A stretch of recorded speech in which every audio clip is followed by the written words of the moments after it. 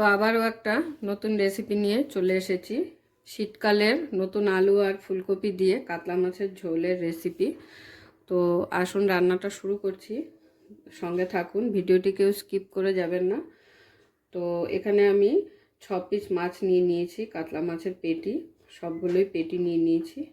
তো এবারে প্রথমে মাছটাকে আমি ম্যারিনেশন করে নেব। তো মাছগুলোকে একটা বোলের মধ্যে নিয়ে নিচ্ছি।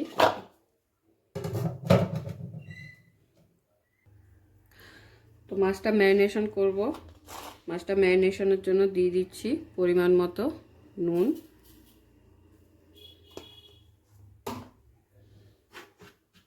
পরিমাণ মতো হলুদ গুঁড়ো, আর দিয়ে দেবো একটু সর্ষের তেল। তেল দিয়ে মাছটাকে ম্যারিনেশন করলে নুন হলুদটা মাছের গায়ে খুব সুন্দরভাবে লেগে যায়। তো সেই কারণেই একটু সর্ষের তেল দিয়ে মাছটাকে ভালো করে ম্যারিনেশন করে নিচ্ছি। তো এবারে মাছগুলোকে প্রথমে ভেজে নেব।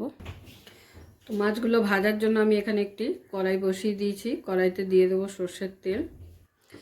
কড়াই কিন্তু গরম হয়ে গেছে। দিয়ে দিচ্ছি মাছগুলো।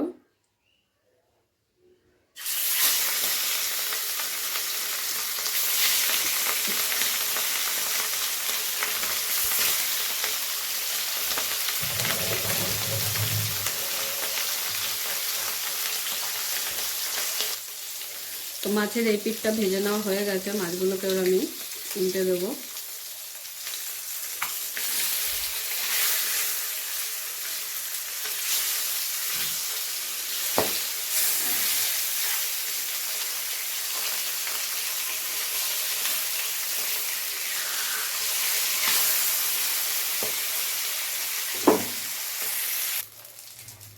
তো সব মাছগুলো ভেজে নেওয়া হয়ে গেছে। এবার আমি একটি প্লেটে মাছগুলো তুলে নিচ্ছি। একইভাবে বাকি মাছগুলো ভেজে নেব। তো সমস্ত মাছগুলো আমার ভেজে নেওয়া হয়ে গেছে। এবারে আমি রান্নাটা শুরু করব। তো ফোড়নের জন্য দিয়ে দিচ্ছি কালো জিরে,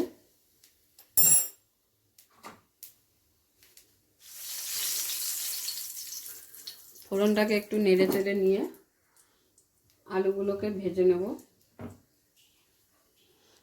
আলুগুলো এরকম লম্বা লম্বা করে কেটে নিয়েছি আমি।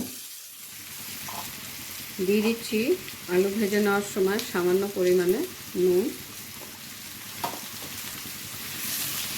হলুদটা দিলাম না, যেহেতু মাছে আমি নুন হলুদ মাখিয়ে এই তেলেই মাছটা ভেজেছিলাম, তো সেই কারণে হলুদ আর দিলাম না। আলুগুলো দেখে বুঝতেই পারছেন প্রায় 60% ভেজে নেওয়া হয়ে গেছে। এবারে আমি আলুগুলোকে তুলে নেব। এবারে আমি দিয়ে দেবো ফুলকপিটা।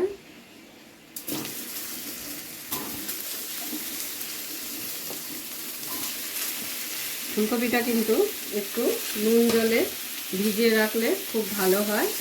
আমি ভিজিয়ে রেখেছিলাম, কারণ অনেক সময় ফুলকপির মধ্যে পোকা থাকে। তো নুন জলে ভেজালে কি হয়, সেই পোকাগুলো বেরিয়ে যায়। ফুলকপিটাও আমি একইভাবে ভেজে নেব। ফুলকপিটার মধ্যেও দিয়ে দিচ্ছি সামান্য নুন আর হলুদ। সামান্য হলুদ দিলেই হবে।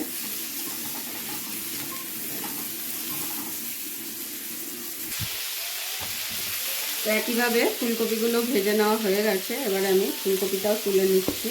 কড়াইতে দিয়ে দেবো আরেকটু তেল। তো তেল গরম হয়ে গেছে। ফোড়ন কিন্তু আমি আগেই দিয়ে দিয়েছি, আর কিছু ফোড়ন দেব না। তো এবার ডাইরেক্ট দিয়ে দিচ্ছি পেঁয়াজ বাটা।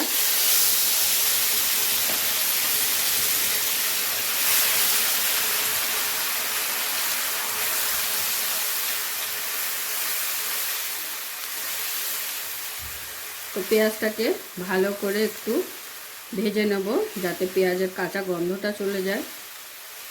তো পেঁয়াজটাকে আমি খুব ভালো করে ভেজে নিয়েছি, দেখে আশা করি বুঝতেই পারছেন।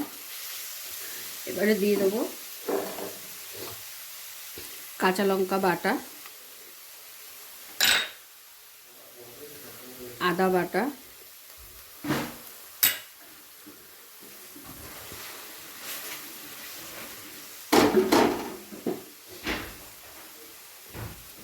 তার সাথে দিয়ে দিচ্ছি সামান্য পরিমাণ শুকনো লঙ্কা গুঁড়ো।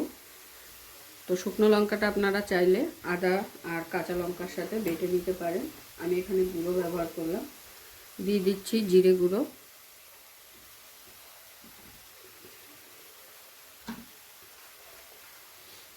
দিয়ে দিচ্ছি হলুদ,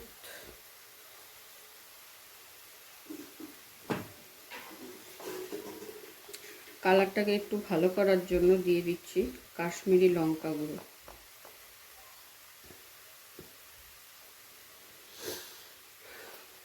এবারে সমস্ত মশলাগুলোকে একসাথে ভালো করে কষিয়ে নেব।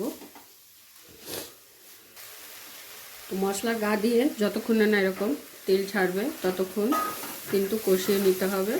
তো আমার কষিয়ে নেওয়া হয়ে গেছে, সমস্ত মশলার কাঁচা ফ্লেভার চলে গেছে আর একটা সুন্দর ফ্লেভার বেরিয়েছে। ঠিক এই পর্যায়ে দিয়ে দেবো টমেটো পেস্ট। এখানে আমি 2টো টমেটো পেস্ট করে নিয়েছি। আপনারা আপনাদের মাছের পরিমাণ অনুযায়ী টমেটো বা পেঁয়াজ নিয়ে নেবেন। আমি 2টো পেঁয়াজ আর 2টো টমেটো পেস্ট করে নিয়েছি। টমেটোটাকে দিয়ে আবারও একবার ভালো করে কষিয়ে নেব যাতে টমেটোর কাঁচা ফ্লেভারটা চলে যায়। তো দেখুন টমেটোর গা দিয়ে কিন্তু তেল ছাড়া শুরু করেছে পুরো মশলাটা থেকে, তার মানে মশলাটা খুব ভালোভাবে কষে গেছে। এখন আমি দিয়ে দেবো ভেজে রাখা আলু আর ফুলকপি।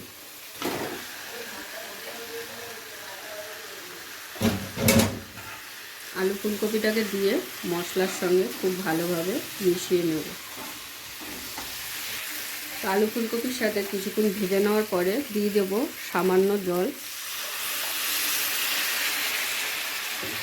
একটু জল দিয়ে যদি আবারও কষিয়ে নেওয়া যায় তো রান্নাটা কিন্তু তাহলে খুব স্বাদ হয়।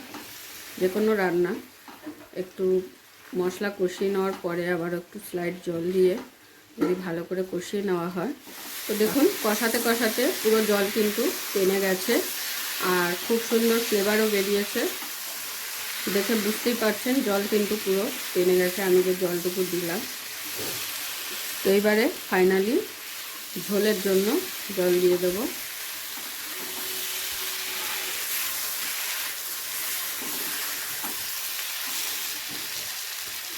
তো দিয়ে দিচ্ছি এবার ঝোলের জন্য জল। রান্নাটা দেখে বুঝতেই পারলেন খুবই সিম্পল আর ঘরোয়া পদ্ধতিতে আমি আজকে কাতলা মাছের ঝোলটা করে দেখালাম। শীতকালে নতুন আলু আর ফুলকপি দিয়ে।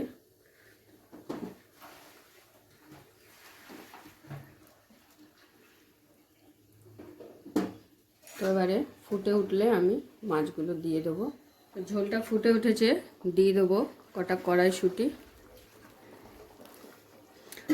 এটা অপশনাল, আপনারা যারা খেতে ভালোবাসেন চাইলে দিতেও পারেন আর না হলে স্কিপ করে যেতে পারেন। তো আমি কটা কড়াইশুঁটি দিয়ে দিলাম টেস্টটাকে একটু পাল্টে দেওয়ার জন্য। তো ঝোলটা কিন্তু খুব সুন্দরভাবে ফুটে উঠেছিল। এখন আমি দিয়ে দিচ্ছি মাছগুলোকে দেওয়ার পরে ভালো করে মাছগুলোকে মিশিয়ে নেব। এরপরে ঢাকা দিয়ে আরও 10 থেকে 15 মিনিট এটাকে জাল করে নেব, কারণ ফুলকপিগুলো যাতে একটু ভালোভাবে সিদ্ধ হয়ে যায়। তো সেই কারণে আমি একটু চাপা দিয়ে দিলাম। প্রায় 10 মিনিট হয়ে গেছে, খুলে দেখে নেব। আলুটা চেক করে নিচ্ছি। তো আলুগুলো সেদ্ধ হয়ে গেছে খুব ভালোভাবে। তো ফুলকপিও দেখে নেব, ফুলকপিটাও সেদ্ধ হয়ে গেছে। দেখতেই পেলেন খুবই সিম্পলভাবে আর ঘরোয়াভাবে রান্নাটা করে দেখানোর চেষ্টা করেছি।